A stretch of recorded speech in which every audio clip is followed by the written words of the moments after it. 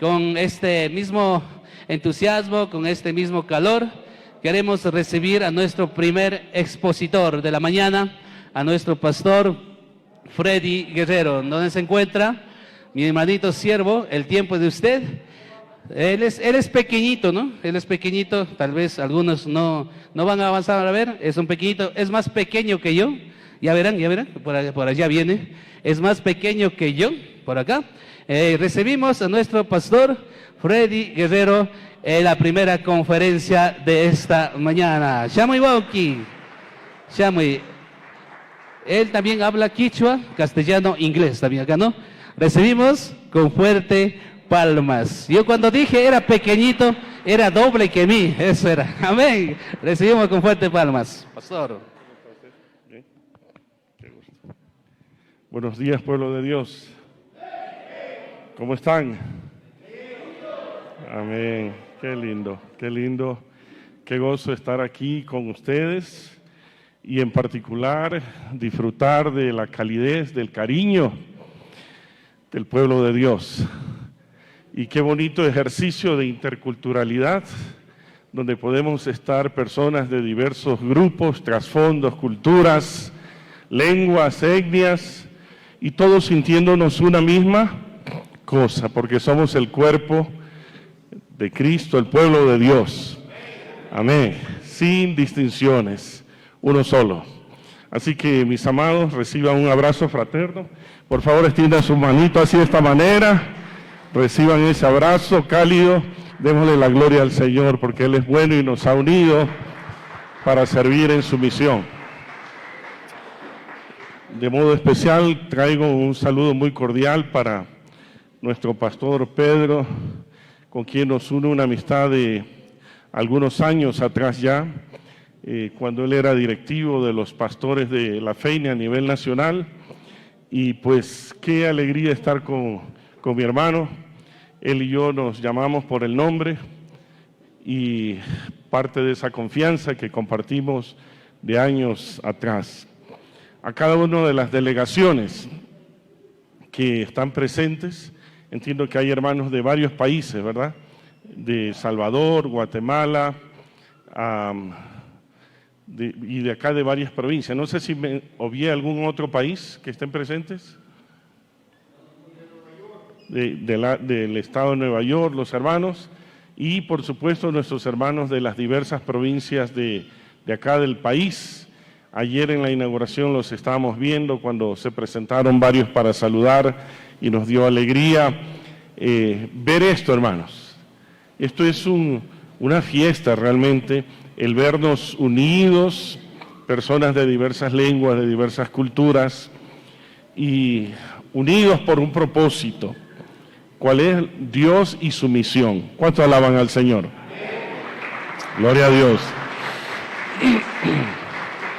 Tenga la bondad, levantemos nuestros corazones al Señor y oremos. Padre, gracias por este inmenso privilegio de estar unidos como Jesús oró y se registró en Juan 17, oraba para que todos nosotros fuéramos uno como tú y el Padre son uno. Señor, y estamos unidos no en actividades de entretenimiento, sino conforme al eslogan de este congreso, de esta conferencia, para capacitarnos, para enviar, Señor, a tu pueblo al cumplimiento de la misión.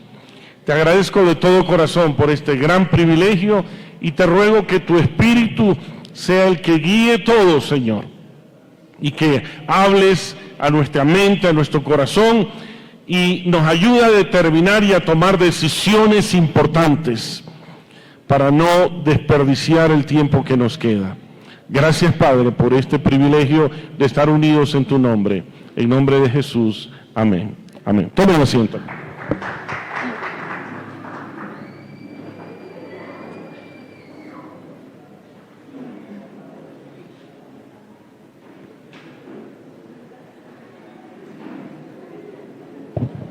Esta mañana cuando salí de casa estaba frío, así que agarré lo primero que encontré a la mano para abrigarme. Y aquí hay mucho calor ya en cambio, ¿verdad? Así que gracias a Dios, hermanos y hermanas. Bueno, vamos al tema. Quisiera antes que nada invitarles a mirar en sus Biblias un texto que está en Primera de Pedro capítulo 2, verso 8. Primera de Pedro capítulo 2, verso 8.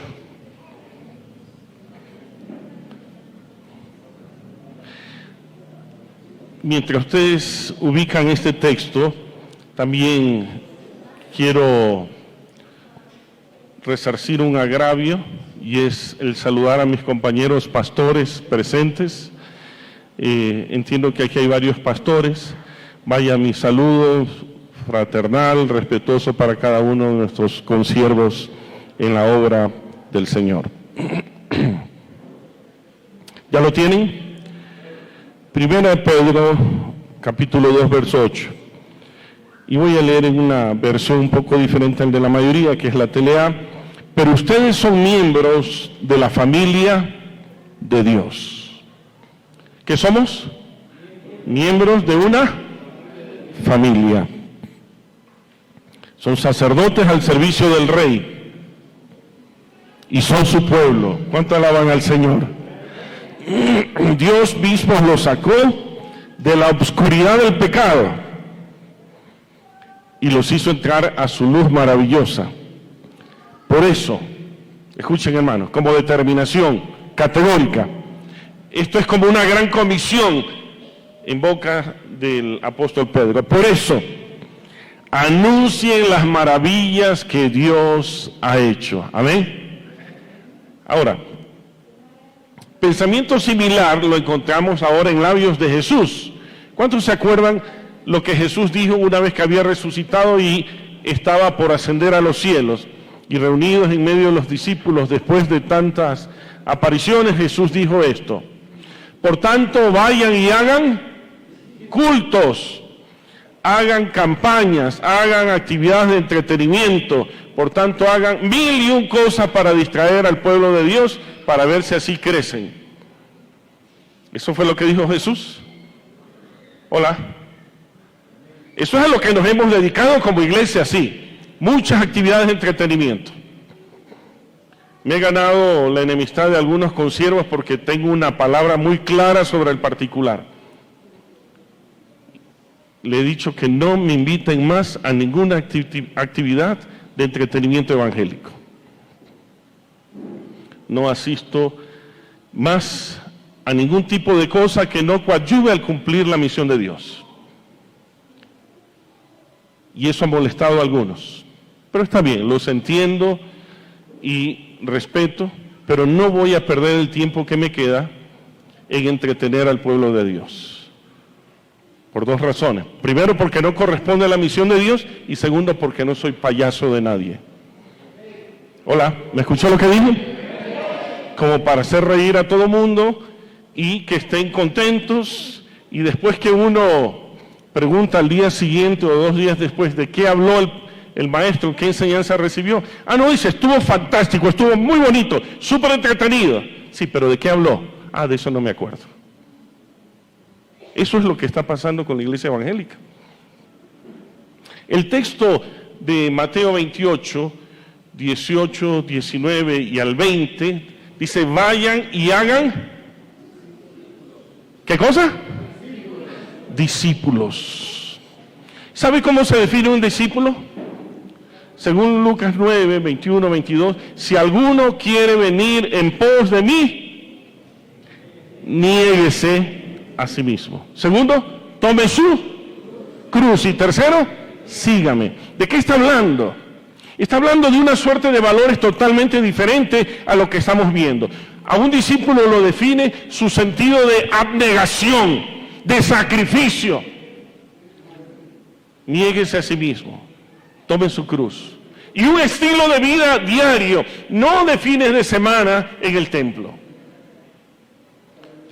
Si tuviéramos que hacer una definición alterna de qué es un discípulo, de acuerdo a lo que vemos contemporáneamente, un discípulo sería, si me piden una sola palabra, lo tendría que calificar así: un discípulo es un dominguero. Hola. Hágale así al que está a su lado, hágale así. Denle un... despacito nomás diga, te están hablando, Discípulo es más o menos igual a dominguero. ¿Cuál es su compromiso?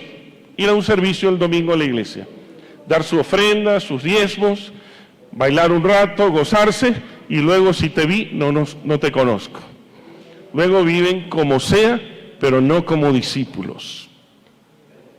Y esta es la falacia, porque la razón fundamental de ser iglesia es vivir para la misión de Dios, es vivir para hacer la misión de Dios. Y escúcheme esto, hermano, hermana, póngale atención. Si la iglesia no se enfoca en Dios y su misión, no tiene razón de existir. ¿Me escuchó lo que dije? No tiene razón de existir. ¿Para qué existe la iglesia? Pedro, el texto que hemos leído y Mateo lo dice claramente. Existe para hacer la misión de Dios. Y si la iglesia, en vez de hacer la misión de Dios, se dedica a hacer entretenimiento, entonces ¿para qué rayos existe? Es por eso, eso explica por qué estamos a la saga como nación. De acuerdo a la investigación de Gallup, de las 12 naciones encuestadas, Ecuador está en el deshonroso puesto número 12. 12 de 12. ¿Escucharon lo que dije? 12 de 12. Es decir, al fondo de la tabla. Ya nos parecemos a algunos equipitos de la primera división, ¿verdad? Que están luchando por descender. Así estamos. Hermano, ¿nos da vergüenza eso o no? ¿O nos pasa por encima como si no pasa nada? Ahora, ¿es esta la iglesia que nos proyectaron nuestros mayores? Yo tuve el privilegio de recibir de la primera generación el Evangelio. Conocí a Cristo hace más o menos un poquito más de 50 años. Y tuve el privilegio todavía de encontrar vivo a los viejos de la primera generación. Oiga, qué impresionante, amado. Es como para sentarse ahí a los pies de, como Pablo con Gamaliel, y escucharles. No tenían grandes títulos académicos. No eran los doctores Freddy Guerrero, ni nada que se le pareciese. Hombres sencillos, hombres de pueblo, pero a los que había que sentarse a los pies y honrarlos por su sabiduría y por su compromiso con Dios y con su misión. Déjeme mencionarle algunos nombres. Don Isidoro Guerra, murió como a los 105 años más o menos, si no estoy equivocado. Uno de los primeros pastores que llevó el Evangelio a la parte central de este país y a la Amazonía. Fallecido ya, don Raúl del Salto, papá de David del Salto, de Pablo del Salto, de la primera generación, primer misionero a la selva ecuatoriana. Gonzalo Carvajal, fundador de varios de los ministerios, entre ellos el ministerio que yo dirijo, FLE de Ecuador, Sociedades Bíblicas Unidas en el Ecuador, Asoma Visión, y pastor de toda una vida, casi 60 años de ser pastor. ¿Sabe qué queda de ese legado? Quedan gentes así, con esa pasión, con esas ganas, con esa autoridad espiritual, con ese nivel de compromiso. Me sobran los dedos de la mano para contarlos. Porque el día que empezamos a perder el compromiso con Dios y con la misión, la iglesia empezó a descender. Hace unos días, cuando Pedrito me envió un video donde él estaba predicando en las calles, al ver el video empecé a llorar y me recordé de estos viejos a los que referí o aludí recién. Lo llamé y le dije: Pedrito, gracias por hacer lo que está haciendo. Gracias por esta reunión que nos convoca para renovar este espíritu de compromiso con Dios y con su misión. Aleluya.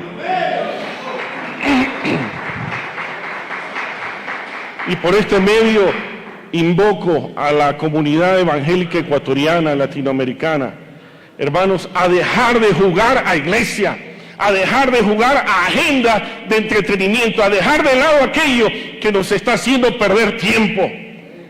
El tiempo de la segunda venida está más cerca de lo que imaginamos. Las necesidades internas de esta nación y de otras, pero en especial hablando de esta, son terribles. Esta misma semana hemos sido conmovidos como nación. ¿Y será que a alguien le duele lo que está pasando?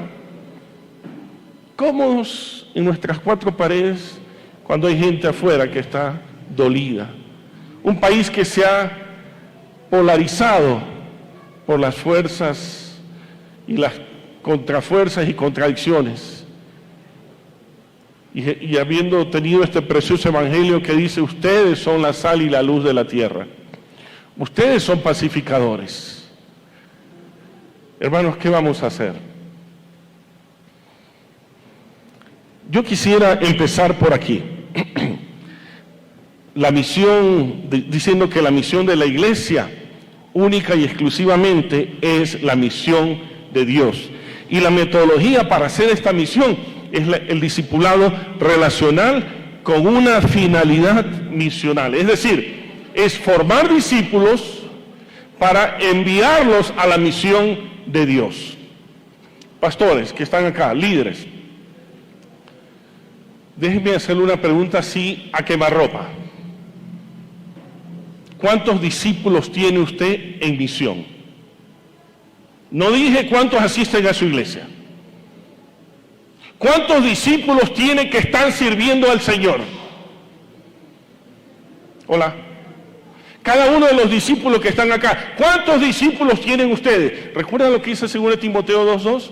Lo que has oído de mí, esto encarga a hombres y mujeres que sean fieles e idóneos también para enseñar a otros. Así que esto es para todos. ¿Cuántos discípulos tienen? No dije a cuántos cultos asisten. No dije cuántos diezmos dan.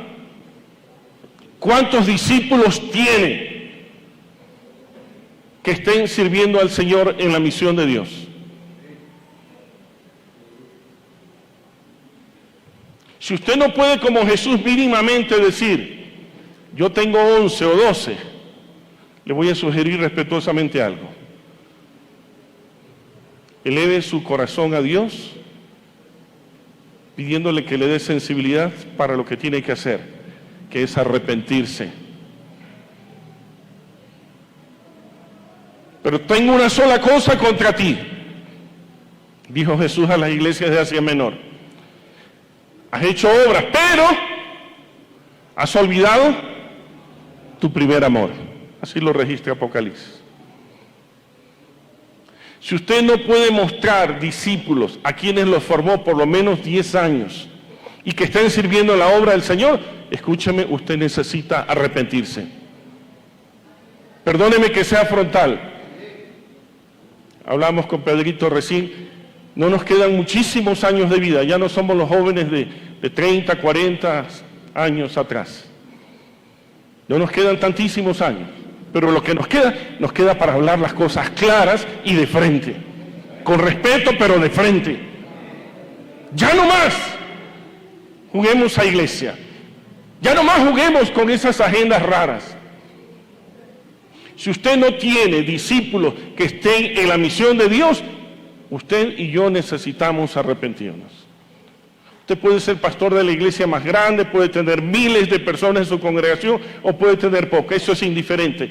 Pero la misión supone hacer discípulos que reproduzcan y compartan este evangelio del reino. ¿Aló?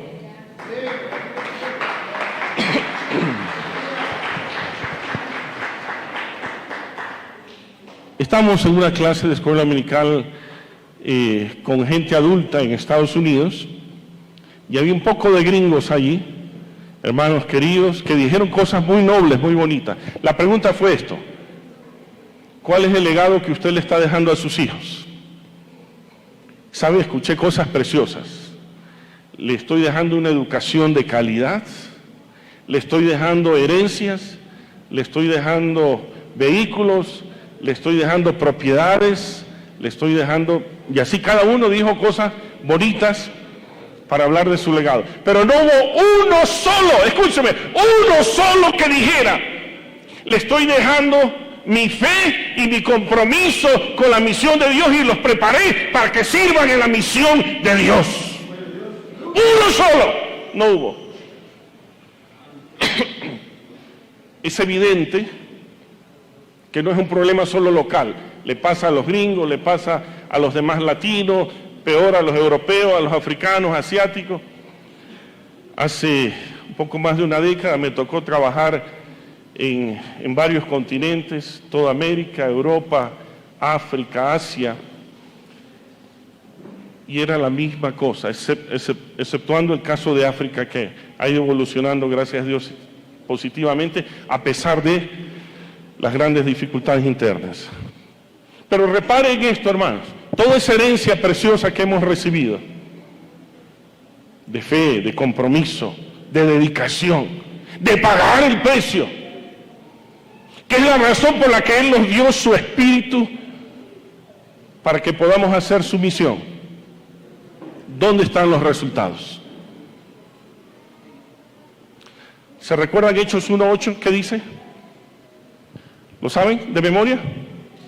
1, 2, 3. Recibiréis poder y me seréis, ¿qué cosa? Testigos. Recibiréis poder y me seréis testigos. Y da la agenda: Jerusalén, Judea, Samaria, hasta lo último de la tierra. ¿Saben cómo se debería traducir realmente ese texto del griego al español? Recibiréis poder y seréis mis mártires. Hola. Así es como está en el griego, marturés. Desafortunadamente, al traducirlo como testigo, perdió la fuerza en castellano.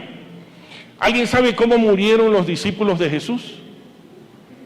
¿Saben que todos menos uno, todos murieron como mártires? Hola. Y esa es la razón por la que en un siglo la iglesia cristiana conquistó todo el Imperio Romano, la parte sur de Europa, Asia Menor y la parte norte de África. Todo eso era la cuenca del Mediterráneo, el Imperio Romano. Y en un siglo lo conquistaron. ¿Cuántos siglos llevamos nosotros? Y todavía apenas no alcanzamos ni a un tercio de la población mundial entre católicos y evangélicos. Algo está pasando, hermanos. Es hora de hacer una pausa. Algo está pasando. Y no podemos seguir así. Yo celebro como el que más y les felicito que ustedes hayan venido a esta conferencia. Celebro que mi hermano y amigo Pedrito, junto con todo su equipo, nos estén convocando a la iglesia ecuatoriana y latinoamericana desde la sencillez de lo que estamos viendo ahora. No son esos grandes foros como organizaba la Asociación Billy Graham para la que trabajé años atrás. No son esos grandes espacios, pero no se olviden que todo lo trascendente nace siendo algo pequeño. Amén. Nace como lo estamos viendo acá. Nace desde la periferia para afectar el centro. Así que no se amilane, no se sienta como poca cosa. Vivamos con valor. Tengamos el coraje de hacer lo que Dios nos llamó a hacer. Aleluya.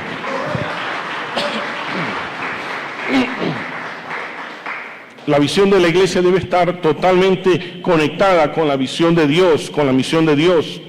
Nuestra misión es hacer discípulos semejantes a Cristo para colaborar con Él en la construcción del reino de Dios, un reino de bienestar en favor de todos y todas. Demasiado tiempo hemos gastado en construir nuestros propios reinos. Hace un tiempo yo tomé la decisión de no invertir ingentes cantidades de dinero para construir un gran edificio. Soy pastor hace 36 años y hace 20 años tomé la decisión de no invertir dinero en grandes edificios. Lo que tenemos lo vamos a invertir en la misión de Dios y en la gente. En la gente. Yo sé que eso no es popular, porque la gran mayoría quiere tener grandes edificios, grandes presupuestos, grandes nombres, grandes rótulos. ¿Ustedes creen que con eso sorprendemos y maravillamos a nuestro Dios?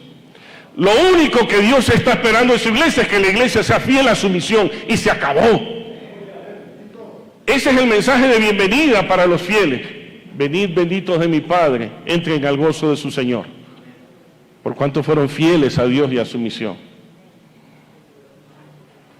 Ahora bien, es lamentable ver cómo aquello que le daba razón de ser a la iglesia, me refiero a la visión, la misión de Dios, hoy ya no es el centro de la misma. Miren, ¿saben? Existen cerca ahorita de 8,000 iglesias aquí en Ecuador, que es poquísimo para la necesidad. Gracias, amado. Poquísimo para la necesidad.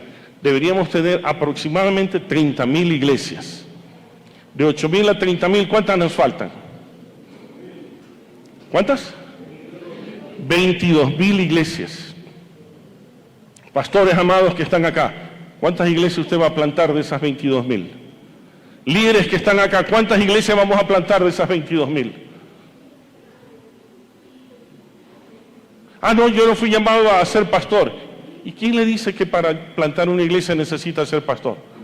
Lo que necesita es fuego en el corazón, poder de Dios, para pagar el precio y empezar a discipular a otros. Y en el camino Dios llamará al que Él le plazca para poder edificar esa iglesia. Aleluya.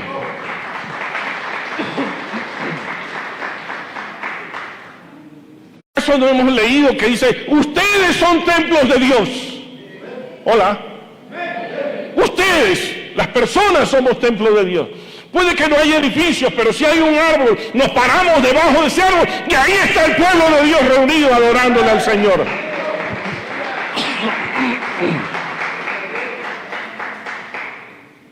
Por eso es que la labor discipuladora se ha convertido en una especie de cenicienta en el ministerio pastoral y eclesial.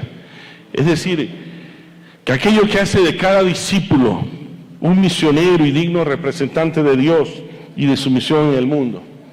Hermanos, hermanas, hemos llegado al punto de considerar que hacer la misión de Dios es para esos especialistas. Y se lo dice a alguien que es misionero de carrera. Yo soy oficialmente misionero de una iglesia. Sin embargo, eso no es lo que me hace misionero. Lo que me hace misionero es llevar la misión de Dios en el cotidiano vivir.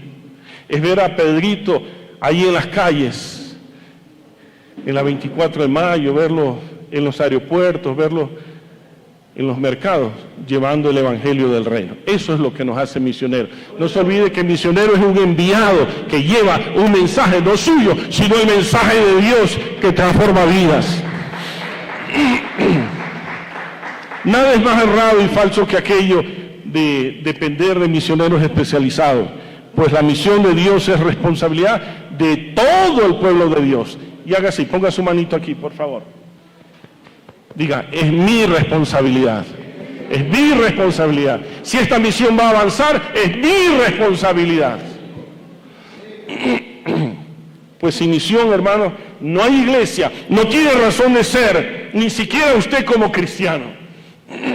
Si no está comprometido con la misión de Dios, oiga, mejor cierre y vayas. ¿Me escuchó? Como dije antes, perdóneme, ya en este punto de mi vida ya no tengo paciencia para desperdiciarla. No estoy para acariciar su oído. Tampoco quiero ser grosero, pero sí para decir proféticamente de frente las cosas. Recordemos la naturaleza de nuestra vocación que leímos en 1 Pedro 2:8. Por eso anuncien las maravillas que Dios ha hecho. También es preciso destacar que el compromiso misional nos obliga a ser coherentes. Una teoría misionológica transcultural de los años 80 que se llamaba Adopte un pueblo no alcanzado, es lo local, lo nuestro. ¿Cuántos de ustedes saben que tenemos 2 pueblos no civilizados en Ecuador? De autoaislamiento. ¿Alguien sabe los nombres? ¿Ustedes sabían que teníamos pueblos no civilizados? Hay 2 pueblos no civilizados que están en el territorio guaorani. ¿Alguien sabe los nombres de esos pueblos? Uno, los Taromenani, ¿y el otro? No, los Guaurani no. Están civilizados hace 65 años. El otro pueblo que es familiar de los Guaurani son los Tagaeris. Tagaeris y Taromenani. Para que se den cuenta que ni la misma iglesia sabe que existe esa necesidad misional. Hola. ¿Cuántos de ustedes han tenido contacto con los chachis? Con los záparos, Aguá, Cofanes, Shuar, Ashuar.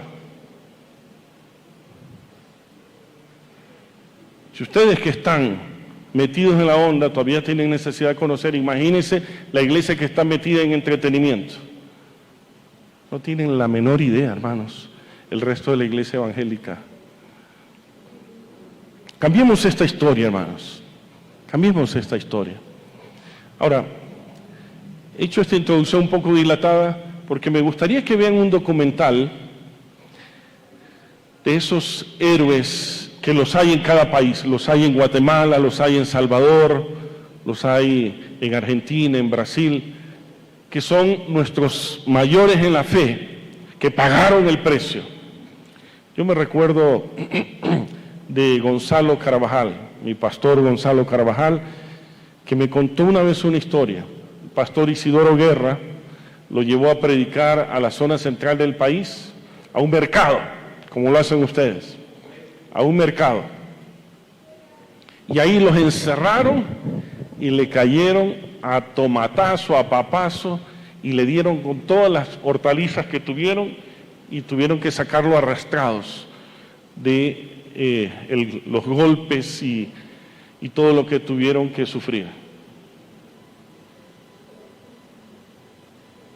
Hay héroes que todavía viven, como Trinidad, allá por Alausí, una de esas comunidades, Totoras me parece que es.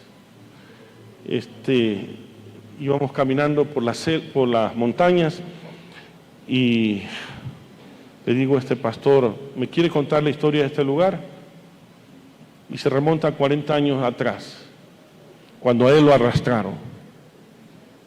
Y ahora, alrededor del 95% de esa comunidad son evangélicos.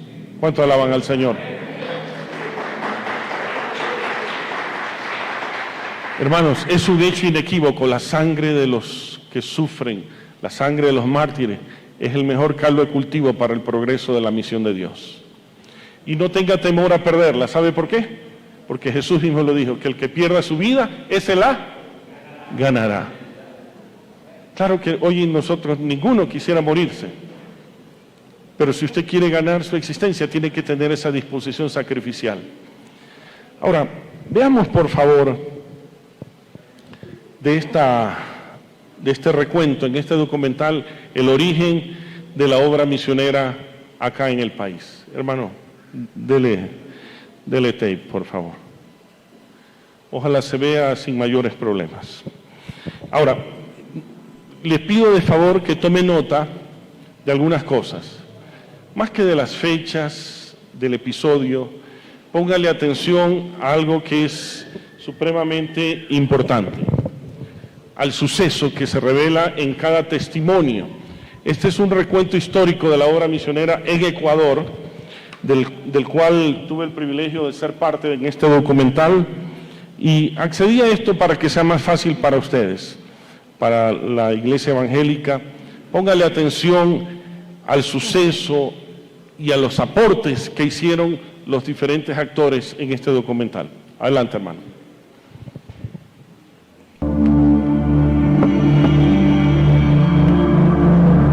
Tome nota, por favor, tome nota. Vale decir que en este documental van a aparecer los principales líderes de la iglesia y de los actores de la misión en el Ecuador que estaban con vida cuando lo hicimos.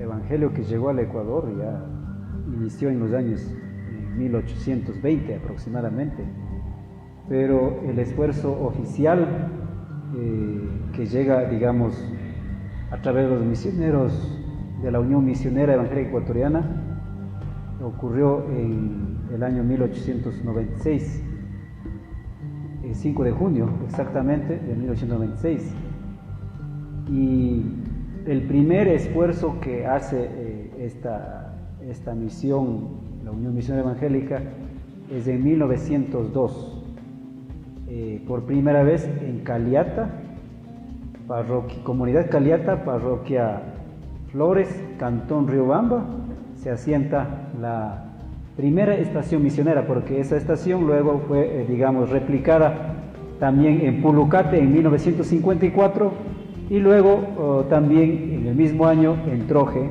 y posteriormente irían hacia lo que ahora es Colta, Chimborazo, Majipamba, junto a la laguna de Colta. Casi por 1824 llegó aquí uno de los primeros colportores de Sociedad Bíblica que venían promoviendo la lectura de la palabra de Dios, de la Biblia, y también del método lancasteriano, y es don Diego Thompson.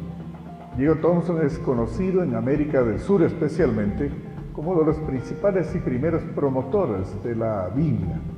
Luego le sucedieron, después de 1824, le sucedió un colportor llamado Matthews, y así siguieron viniendo algunos otros de Sociedad Bíblica. En 1825 entraron un grupo de Biblias en la aduana en los Estados Unidos, y cuando se intentó entrar, el jefe de la aduana desde entonces hizo una declaración que ha quedado marcada en la historia del pueblo evangélico. Él dijo que mientras exista el Chimborazo, jamás entrarán Biblias al Ecuador. Imagínense esa declaración. Pero lo que él no sabía, que ya había Biblias, ya estaban distribuyéndose, sino que era una entrada. Desde 1820 hasta 1945 realmente es un proceso de lento avance, y eso se ve inclusive en el establecimiento de congregaciones o de iglesias locales. En 1824 ya estuvieron aquí los primeros anglicanos junto con el ejército de Sucre, y pelearon en la batalla del Pichincha 433 ingleses anglicanos. En el lanzamiento propio de las misiones norteamericanas era un poquito complicado entrar acá, porque la conexión de nuestra Constitución y de nuestras leyes respecto al pueblo, a la Iglesia Evangélica en general, eran prohibidas completamente, no solamente la distribución de Biblias, sino también la entrada de misioneros. Pese a que Estados Unidos tenía su respectiva embajada, ¿no?, que entren misioneros evangélicos acá era un gran riesgo en las relaciones bilaterales entre Estados Unidos y el Ecuador, hasta cuando se dio, por creo la gracia de Dios, en 1827 que se constituyó la Revolución Liberal, en donde en uno de sus artículos daban la libertad de tener cultos diferentes, y eso permitió, ¿no?, que de una manera más directa pueda entrar la Iglesia Evangélica en el Ecuador. Hasta 1980 hay masiva presencia de misiones en el Ecuador, y particularmente en el sector indígena. El sector indígena fue un grupo meta muy importante para el proceso de evangelización de los misioneros norteamericanos fundamentalmente.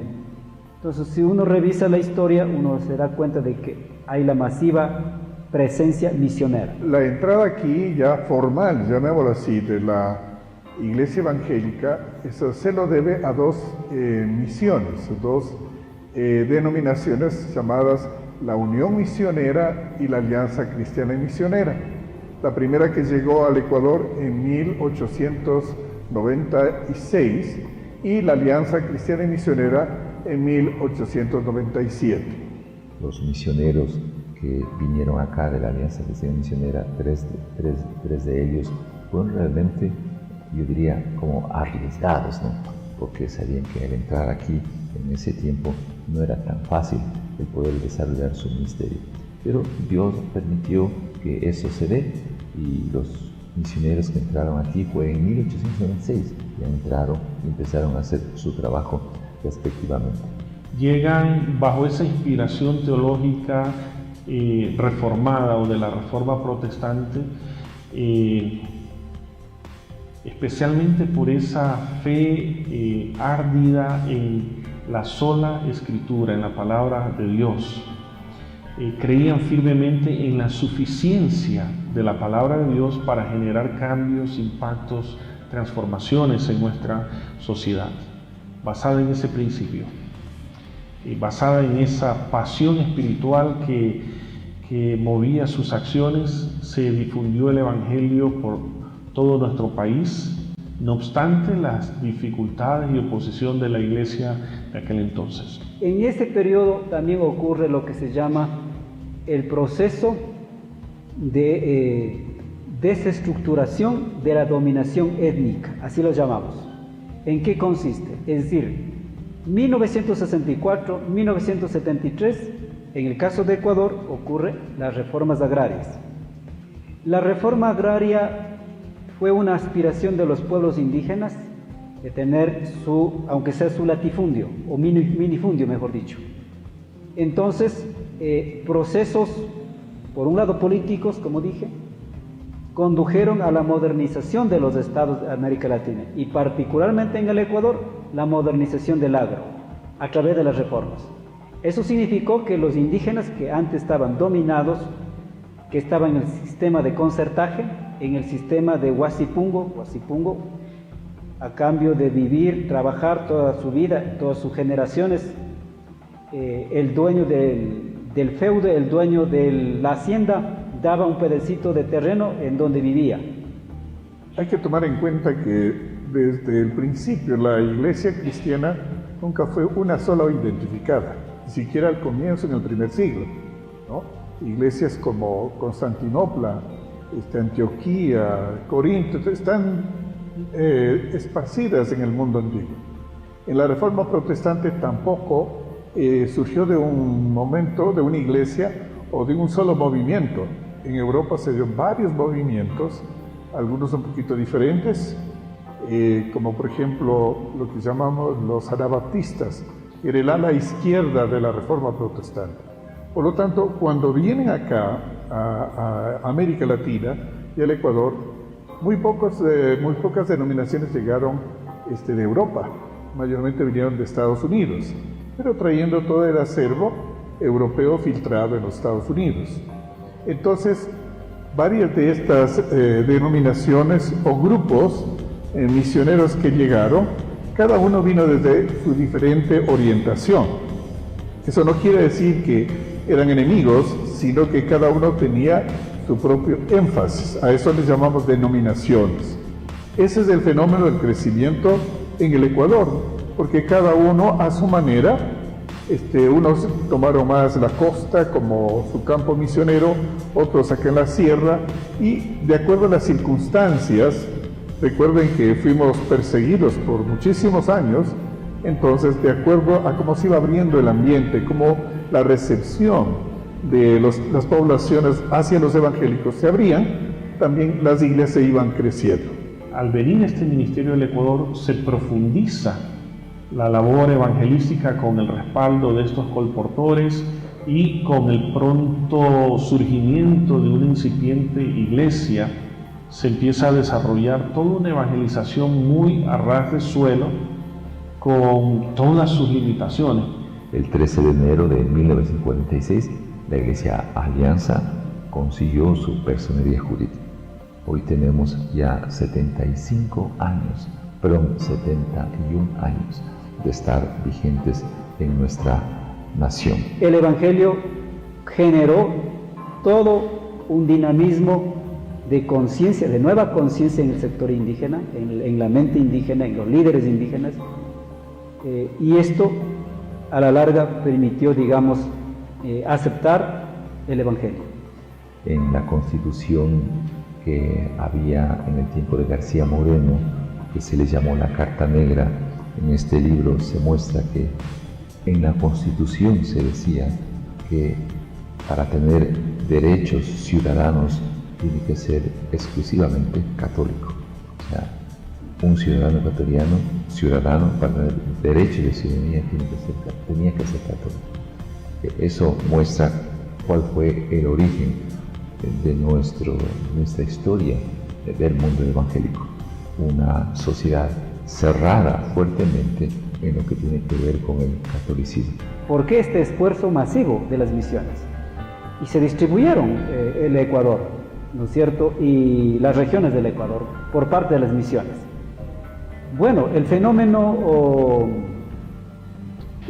comunista, socialista, que surgió con Cuba en 1959, ¿no es cierto? En el año 59 Cuba se hizo comunista, es decir, triunfó prácticamente la revolución cubana, pero a la par también ocurrió Corea, las dos Coreas se dividieron, China por su parte también, efectivamente, y la Unión Soviética con la Guerra Fría, después de la guerra, de la Segunda Guerra Mundial, inició todo el proceso de la Guerra Fría entre digamos, las dos grandes potencias, la Unión Soviética que había y luego también Estados Unidos. Entonces, en ese contexto, al parecer, uno tiene que entender en América Latina y en Ecuador en particular, cómo hubo esos esfuerzos también de evangelizar antes de que el comunismo también se asentara. Mientras en el Ecuador, a finales del siglo XIX, había solo una perspectiva de lo que es la relación entre el hombre y Dios el hombre, la perspectiva de la iglesia tradicional, la venida de los misioneros con el mensaje del Evangelio permitió que el país contara con una manera nueva y un poco diferente de ver lo que es la relación entre Dios y los hombres. Así que eso también ha sido útil para la nación. 1960, o la década, mejor dicho, es una década muy importante, porque la década de los 60 es la época en que se da una implosión del Evangelio en el Ecuador, comenzando con Guayaquil. Y hay varios factores que permitieron que la Iglesia Evangélica en los años 60 crezca.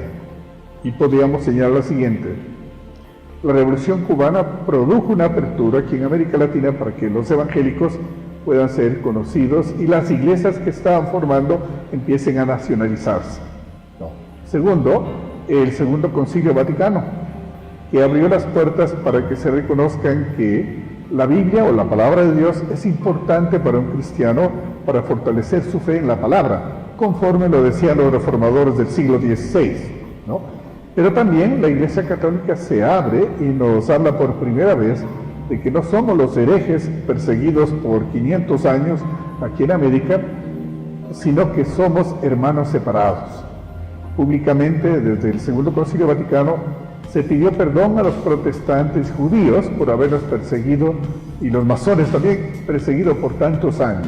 Con todo el influjo del movimiento misionero norteamericano hacia América Latina, ya la Sociedad Bíblica de las Américas, o la American Bible Society, acompaña todo el esfuerzo misionero estableciendo oficinas por todo el mundo, y entre ellos el primer espacio donde se enclava toda esta distribuidora es Panamá, y desde Panamá se empezó ya a enviar Biblias para todo el mundo y acompañar acá en América Latina los procesos de evangelización. Es evidente, ante el triunfo socialista comunista en países como China o países como Corea, tuvieron que salir los misioneros, y el nuevo campo misionero fue América Latina, y por eso se nota también la presencia, digamos, de las misiones en toda América Latina y en particular en Ecuador. Los primeros pastores y los primeros creyentes vivieron esa etapa heroica hace 60 años, y todos tenemos que ser muy respetuosos, agradecidos y reflejar nuestra admiración por quienes pagaron el precio para fundar y levantar una iglesia en tiempos mucho más difíciles, ¿no?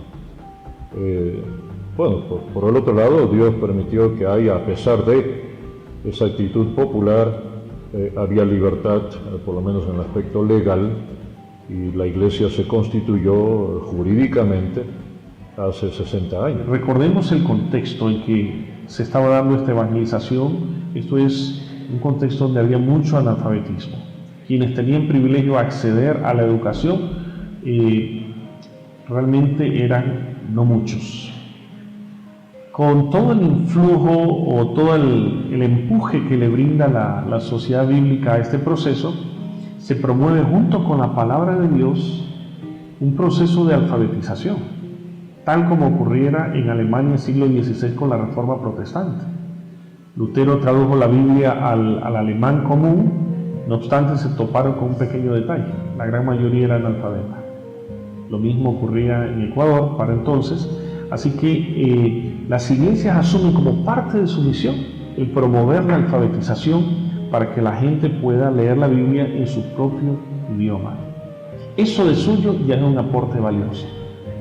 Bien sabemos que la cultura se promueve en primer lugar en el hogar, pero en segundo lugar a través de un medio muy importante como es la lectura, y más aún la lectura comprensiva o la lectoescritura. El mundo protestante contribuye a aquello.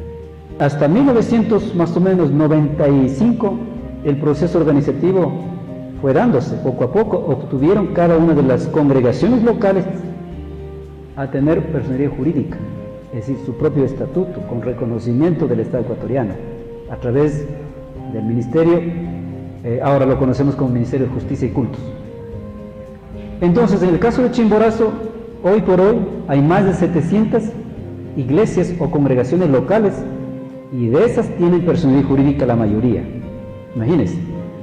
Estas a su vez luego se asociaron en cada uno de los cantones y conformaron lo que ahora se llama, por ejemplo, en el caso de Chimborazo, la Confederación de Organizaciones Indígenas Evangélicas de Chimborazo,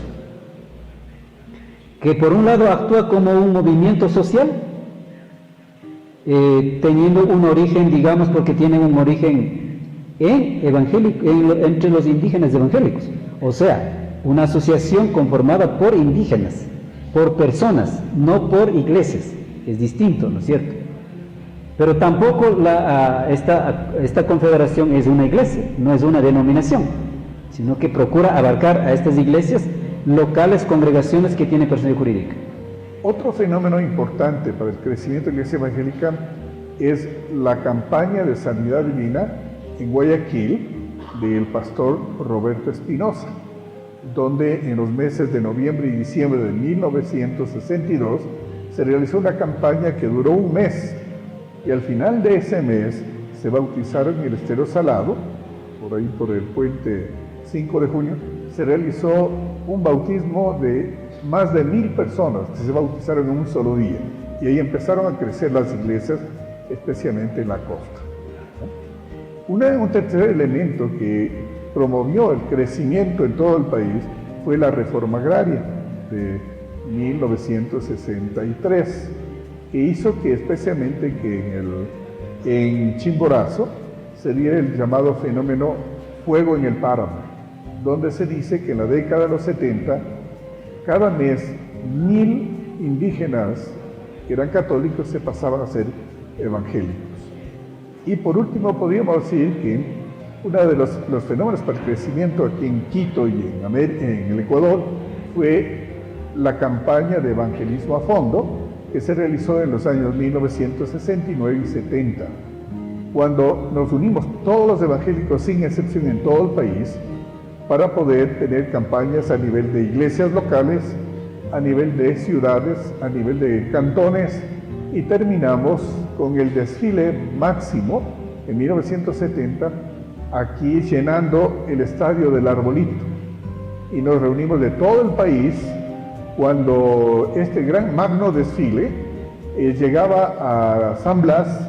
La cola todavía estaba en la Plaza de la Victoria, ahí cerca de la 24 de mayo. En el año 1962, en el mes de noviembre, se aperturó la campaña en el estadio Ramón Unamuno.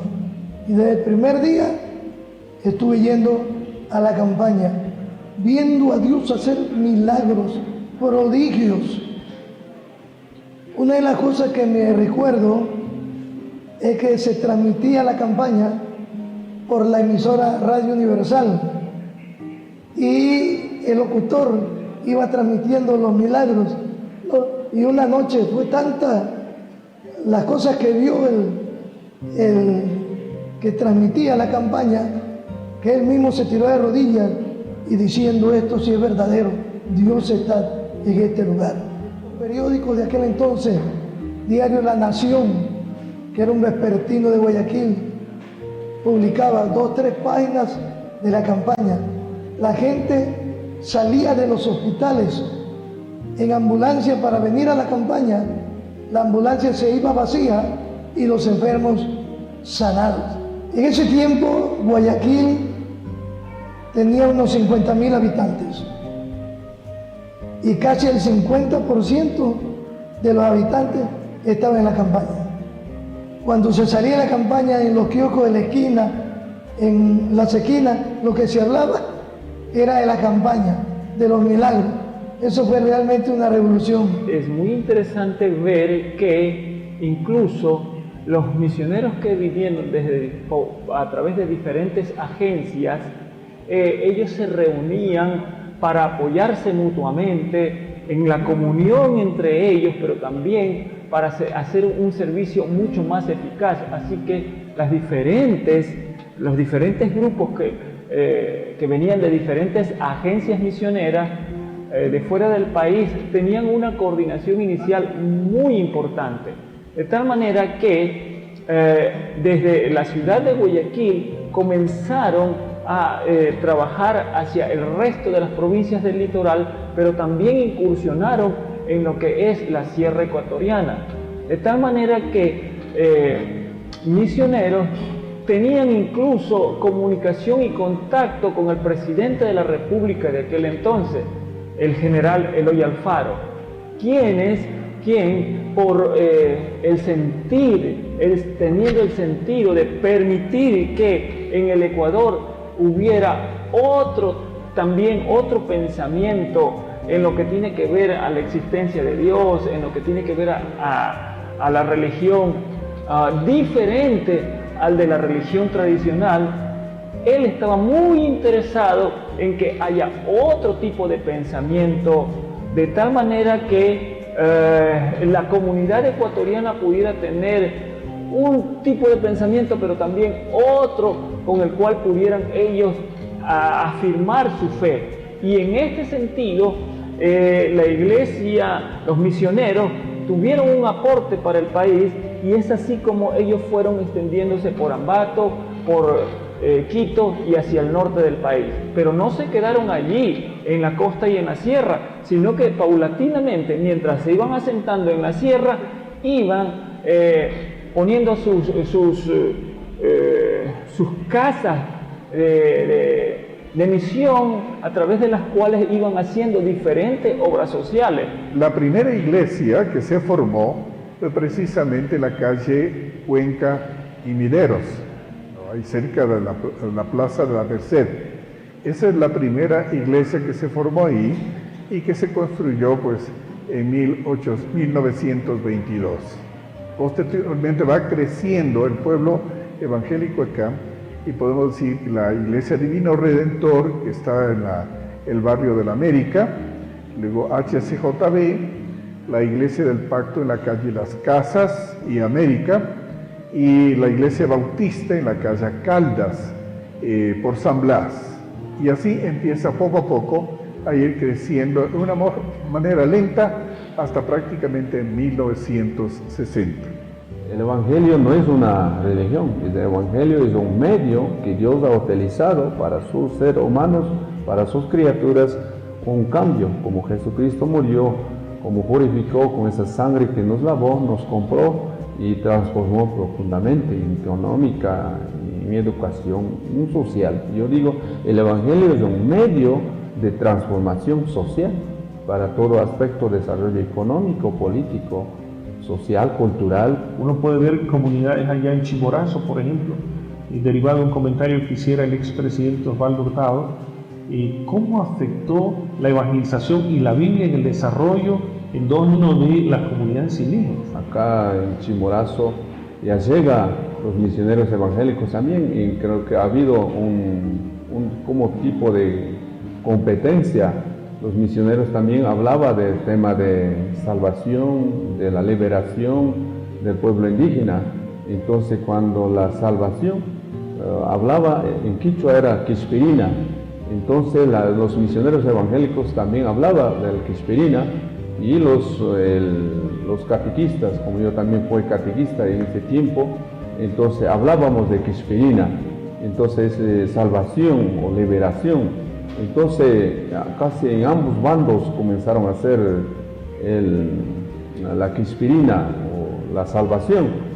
Entonces eso creo que ha dado bastante impacto, pero al mismo tiempo no se hablaba solamente Quixpirina de alma o salvación del alma, sino que liberarse como con la educación, liberarse de los patrones que tenían sus territorios o terrenos, que donde tenía como huasicamas, como sirvientes, y además que los hijos tenían que trabajar como muchachos, como hijos mismos en la casa de ellos.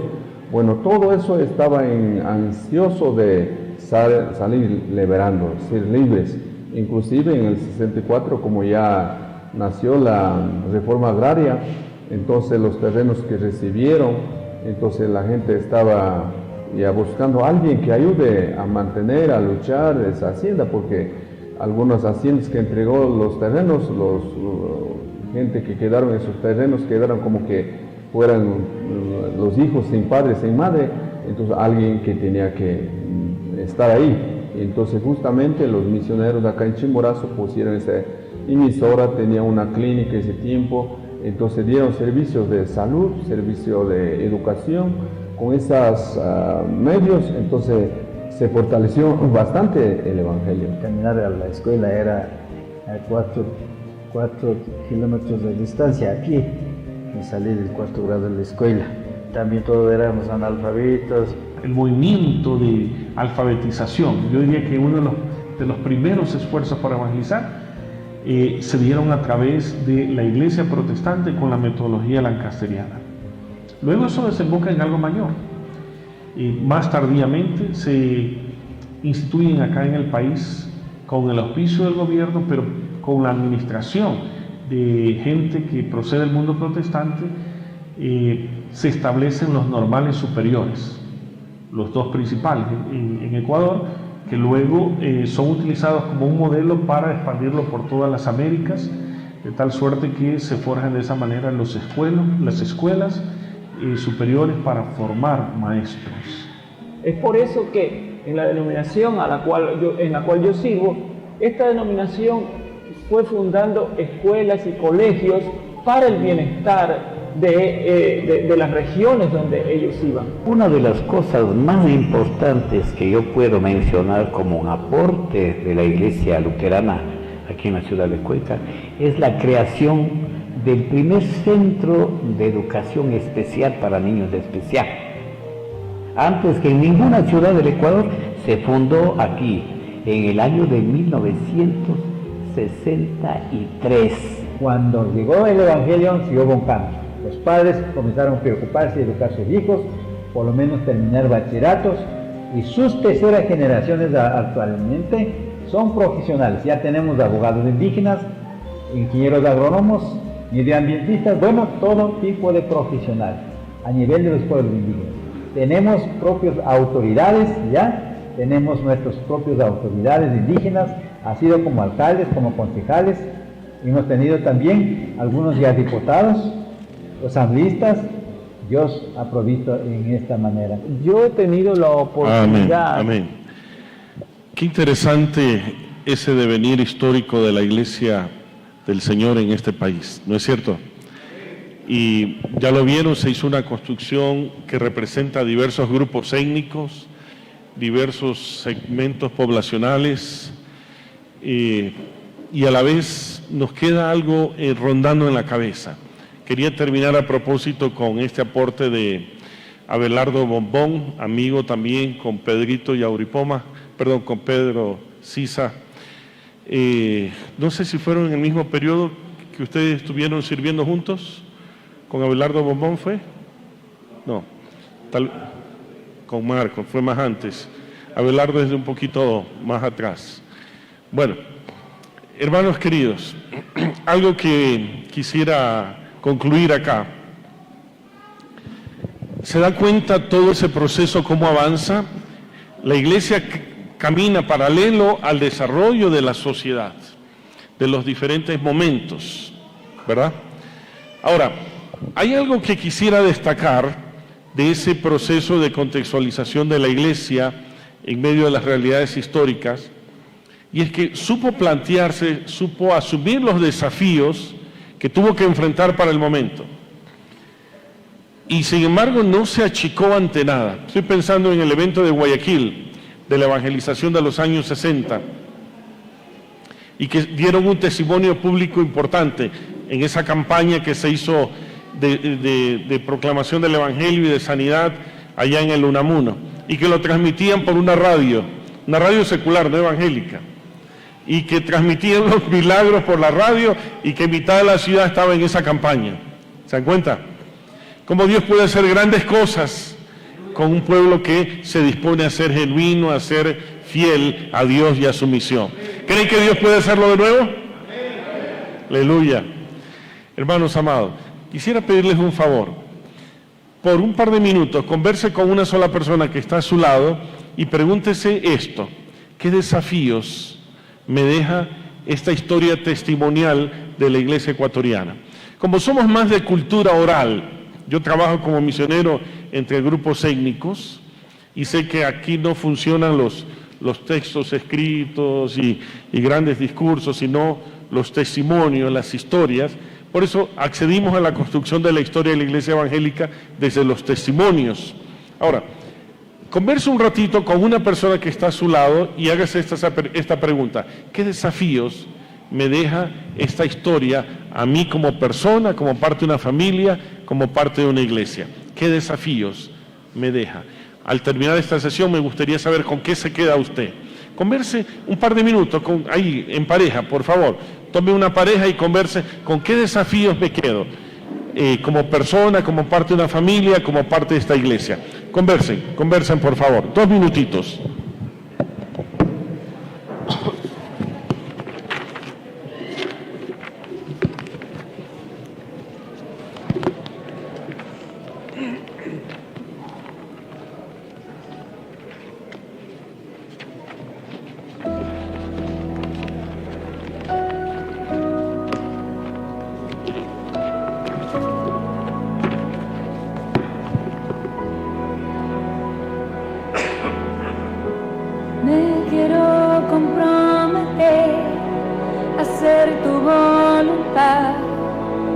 Cueste lo que cueste,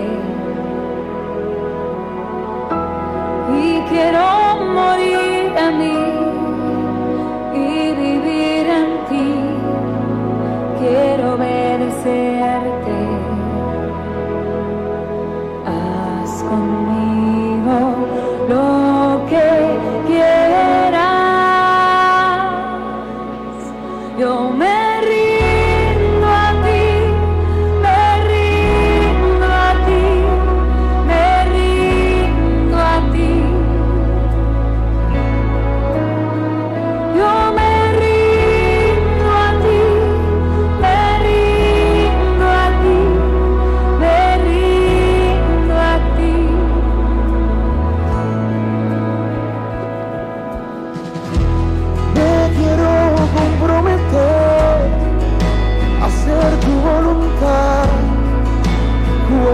lo que cueste.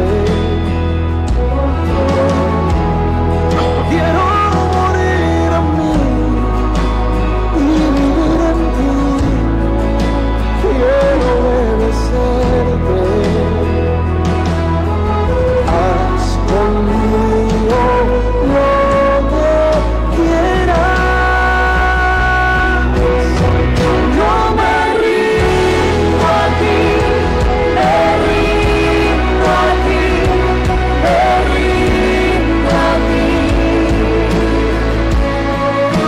Esto es lo que vamos a hacer ahora.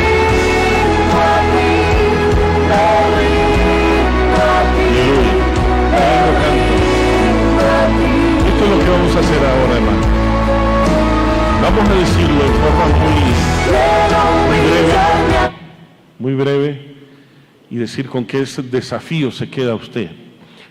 Me gustaría ejemplificar esto. Por ejemplo, a esta altura de mi vida me quedo con el desafío de formar nuevas generaciones con fuego en el corazón y con compromiso para expandir el Evangelio, en mi caso, en toda la Amazonía ecuatoriana.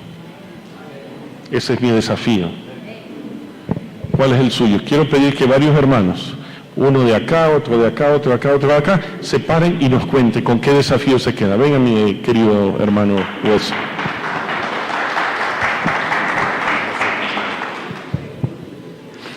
Hermanos, es tiempo que despertemos.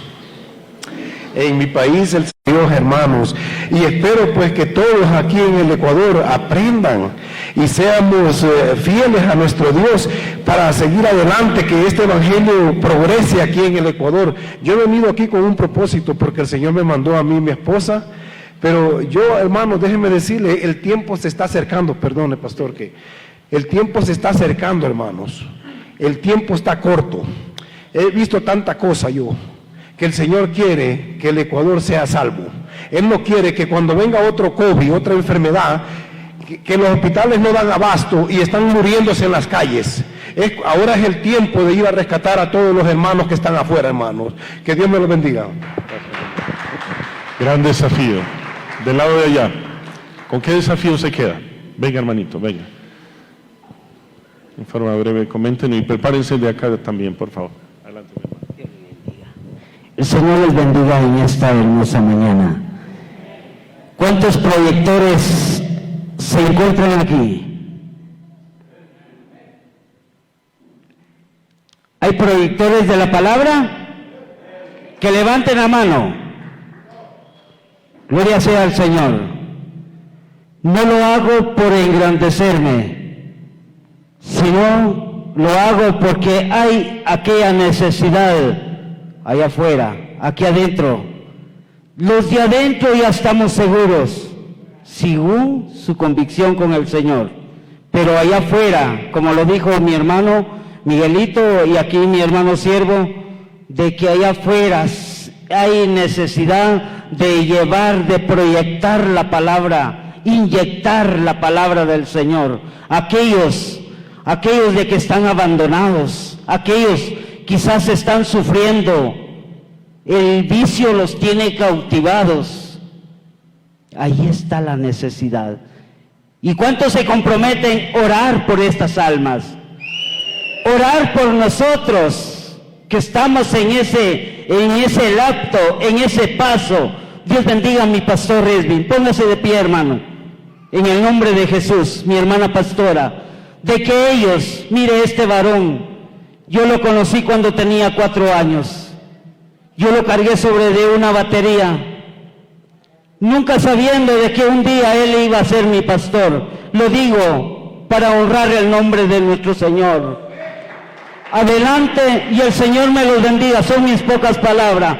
El Señor me los bendiga. Pero hay necesidad allá afuera. Dentro de estas 4 paredes no, porque los que están dentro del redil ya estamos seguros, según su acercamiento. El Señor les bendiga. Muchas gracias, muchas gracias. De este lado, por favor, alguien póngase de pie. ¿Con qué desafío se quedan? Cuéntenos, por favor. Gracias, mi hermano. Cuéntenos. Bueno, amados hermanos, que Dios continúe bendiciéndonos.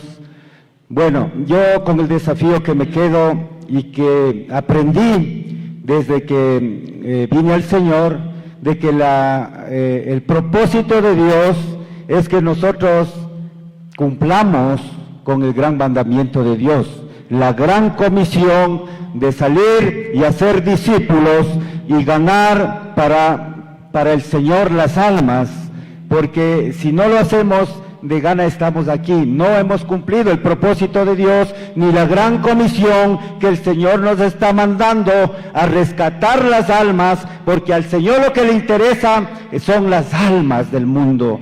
Por donde quiera que vayamos, dice el Señor, que hablemos de la palabra a tiempo y fuera de tiempo. Esa es la gran comisión que el Señor nos está ordenando, y es una orden de lo alto que nosotros debemos cumplir. Por eso incluso cuando hubo la pandemia, yo no me encerré, sino que yo salí a las calles a predicar el Evangelio, aleluya, y fueron rescatadas muchas almas, en la cual se formó la de Cantón Ventanas.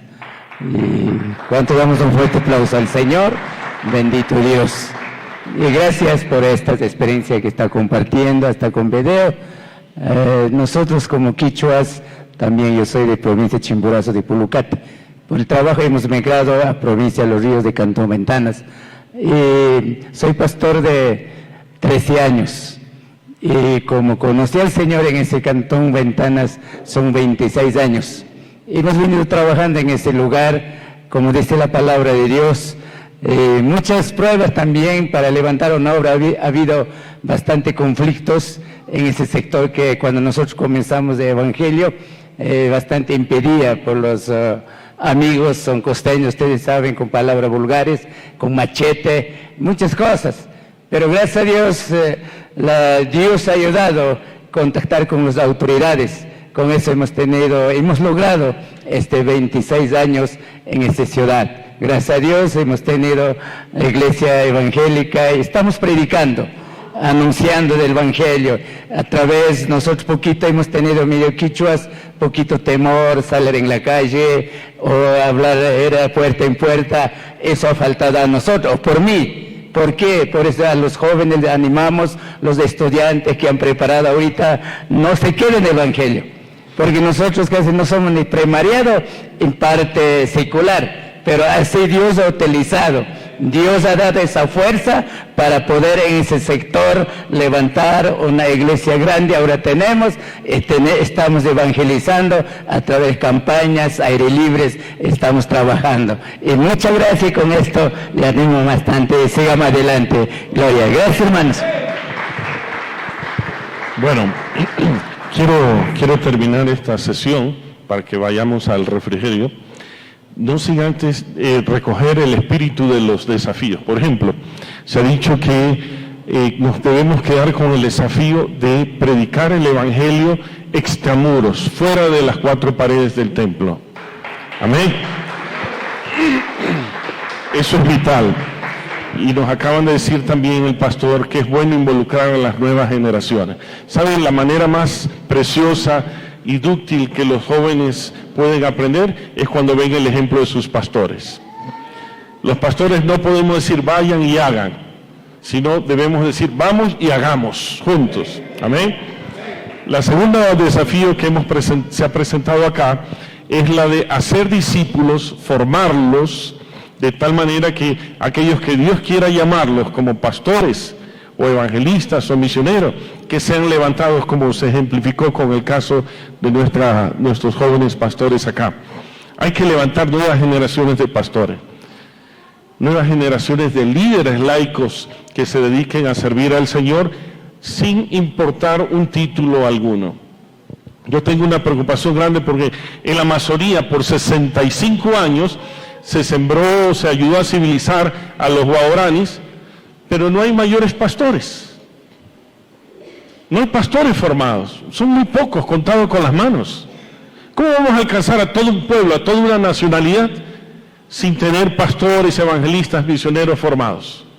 De ahí la importancia de sembrar en formación de nuevas generaciones, y el pastor nos ha hecho ver la necesidad de trabajar con las nuevas generaciones. Un testimonio breve de segundos. Yo me dediqué 10 años de mi vida a formar 12 jóvenes universitarios. Y de esos jóvenes universitarios, de esos 12, 10 hoy son pastores. De esa primera generación. Todos, sin excepción, son bilingües, hablan español, inglés y otros más japonés, alemán y otras lenguas. ¿Para qué? para que tengan capacidades para predicar el Evangelio en otros idiomas también. Entonces hay que formar las nuevas generaciones, hay que llevarlos lejos en su proceso de formación profesional. Siempre refiero el hecho de que uno de esos discípulos a mí me superó con creces. Caso de Javier Ewes, él es PhD en ergonomía, que trabajó para el gobierno japonés y después lo contrató la Toyota y ahora es profesor en Estados Unidos. Imagínense lo que se puede ocurrir si formamos a las nuevas generaciones, pero que tengan a Dios y su misión en el corazón. Porque lo contrario no sirve de nada. Yo me acuerdo un día tenía en el templo a mis 4 hijos ahí enfrente, todos profesionales, y les decía, mire, para mí es poca cosa que tú seas de esta profesión, tú de esta otra, tú de esta otra y tú de esta otra. Si no tienes a Cristo, a Dios Padre en tu corazón y en el centro, la misión de Dios, no sirve de nada. Sería otro profesional más. ¿Me estoy explicando? Pero imagínense el poder que hay de tener un profesional completamente consagrado a Dios y a su misión. Es una maravilla, ¿verdad? Eso es lo que necesitamos forjar. Y el tercer desafío con lo que se ha expresado acá, que se ha dicho entre líneas, es la necesidad de plantar nuevas iglesias. Hermanos queridos, hay un déficit de 22.000 iglesias. Si nosotros fuéramos los únicos responsables, estamos fregados, porque nos tocaría a cerca de 100 cada uno. ¿Me oyeron? Forjar 100 iglesias. No nos alcanzaría la vida para terminar esta labor. De ahí que una golondrina no hace verano. ¿Qué tenemos que hacer? Contagiar a otros para que otros también se sumen a la tarea de plantar el Evangelio del Reino. Que Dios los bendiga. Muchas gracias.